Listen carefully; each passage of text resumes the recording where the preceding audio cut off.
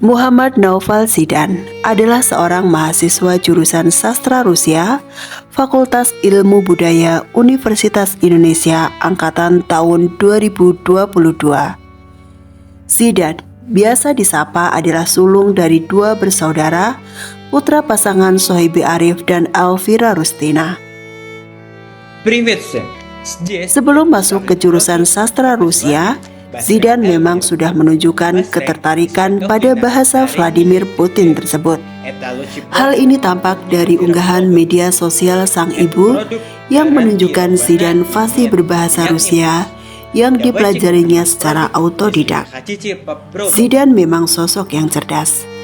Ia mengikuti program kelas belajar cepat yang membuatnya lulus SMA 1 tahun lebih cepat. Zidan menjadi satu-satunya siswa di sekolahnya yang berhasil menembus universitas paling bergengsi di Indonesia melalui jalur tanpa tes tahun 2022. Tentu hal ini menjadi kebanggaan tersendiri bagi keluarga dan juga sekolahnya. Di kampus, Zidan yang saat ini duduk di semester 3 tergolong mahasiswa yang aktif dan pintar. IPK-nya mencapai 3,8. Pemuda berusia 19 tahun itu berpenampilan nyentrik terinspirasi dari tokoh idolanya, Casey, seorang penyanyi berdarah Vietnam kelahiran Amerika. Zidan banyak mengenal mahasiswa lain termasuk seniornya. Salah satunya adalah Altaf Fasalia Arnika Basa, mahasiswa angkatan 2020. Meskipun berbeda angkatan, nampaknya pertemanan mereka cukup baik. Altaf pernah meminjam uang 200.000 pada juniornya yang terpaut usia 4 tahun tersebut. Dalam bio media sosialnya diketahui Altaf pernah berkuliah di Bandung pada tahun 2019 dengan jurusan yang sama. Selain kuliah, Altaf juga bekerja pada sebuah perusahaan desain dan konstruksi.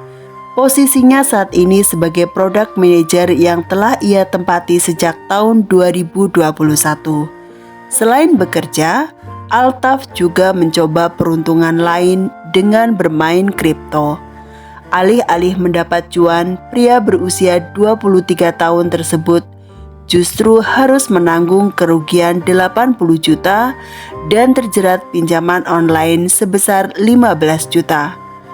Hal ini tentu membuat mahasiswa semester 7 ini merasa pusing.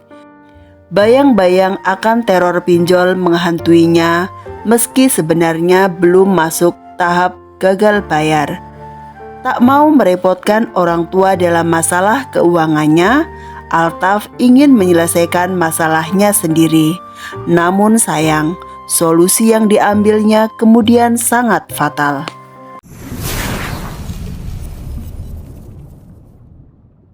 Terinspirasi dari serial Narcos, sebuah drama kriminal Amerika, Altaf mulai mempelajari cara membunuh dengan cepat.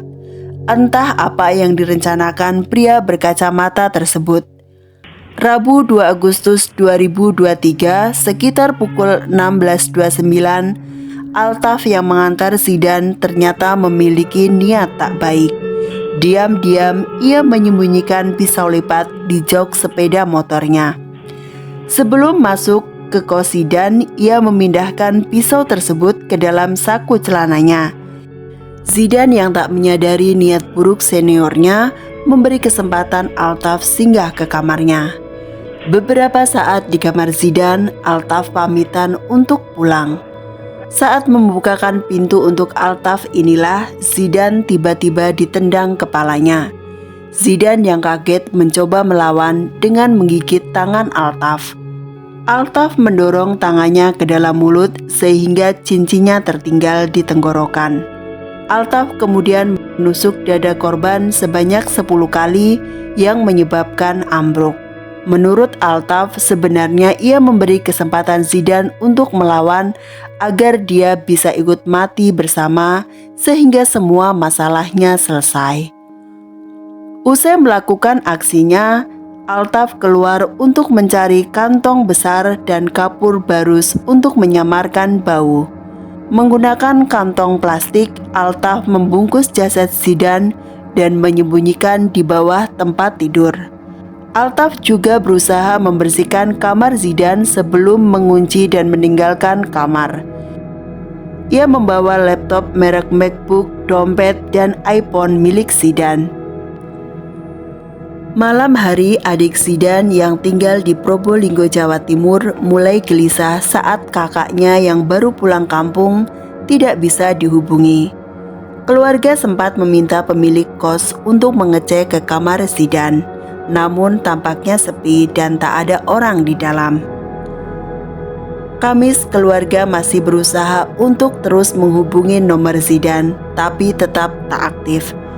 Akhirnya mereka meminta paman Zidane yang tinggal di Depok bernama Teguh Setiadi untuk mengecek langsung esok pagi.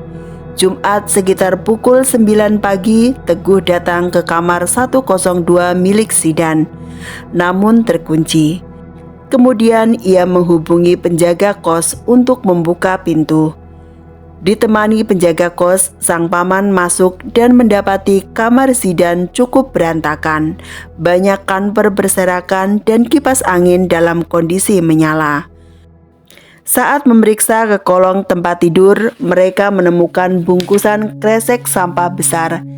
Saat diraba terasa bagian tubuh seperti kaki. Mereka segera melaporkan temuan tersebut pada polisi. Hanya 3 jam setelah penemuan jasad Zidane, Altaf berhasil diringkus.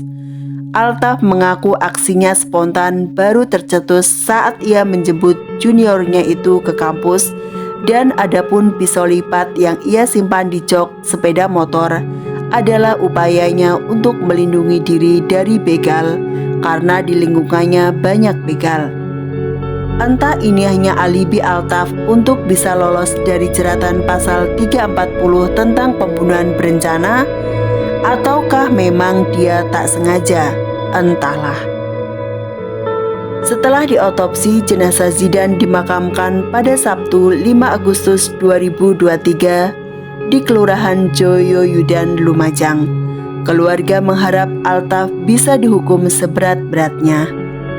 Terima kasih sudah menyimak kisahku hari ini, dan semoga ada hikmah yang bisa kita petik dari kisah ini.